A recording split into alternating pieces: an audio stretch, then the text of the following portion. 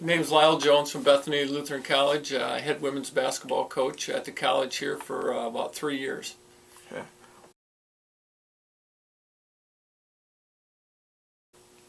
Well, to get on the radar, there's just a number of things that they could do, starting from, first of all, there's a lot of recruiting services out there. Some are free, some you have to pay for.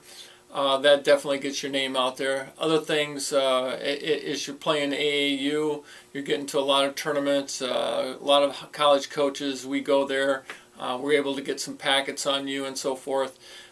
Sometimes even the coaches help promote their athletes and get them on YouTube with some video, and that's one of the best things for someone who I'm recruiting from a distance, is to be able to get film on them if I can't see them play. Well, there's a number of ways to look at that.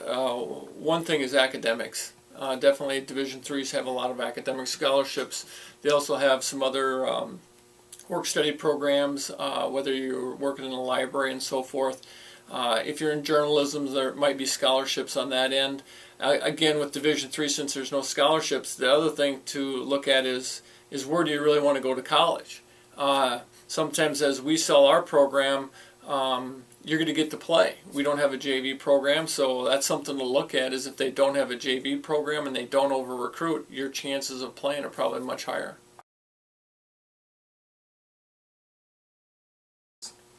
For the student athletes, some do's and don'ts. Sometimes, you know, we like to I like to recruit players that have some great attitudes, but also that they're confident.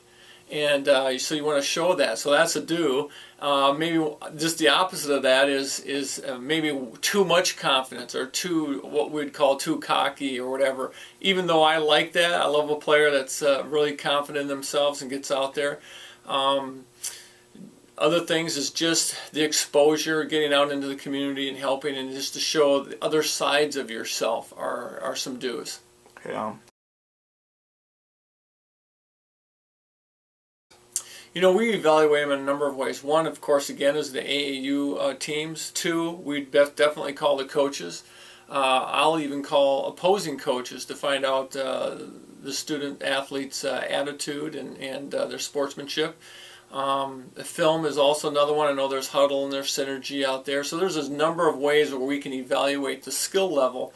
But I also like to get in contact with coaches and so forth and talk about, you know, what's the student athlete's attitude and what are they going to bring to the table as far as leadership. Okay.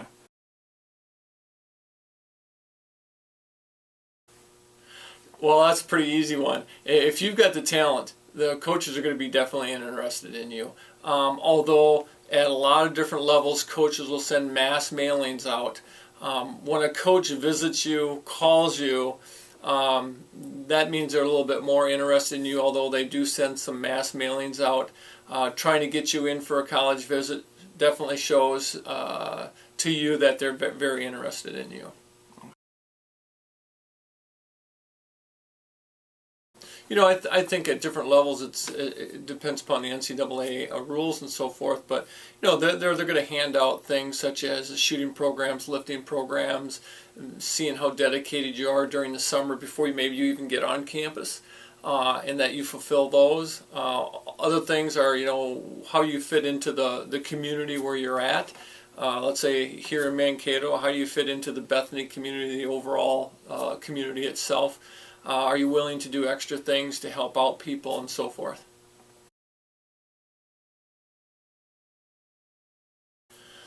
I think sometimes they shoot too high, and sometimes that might come from the parents and that they think maybe they're all Division I players. They're not.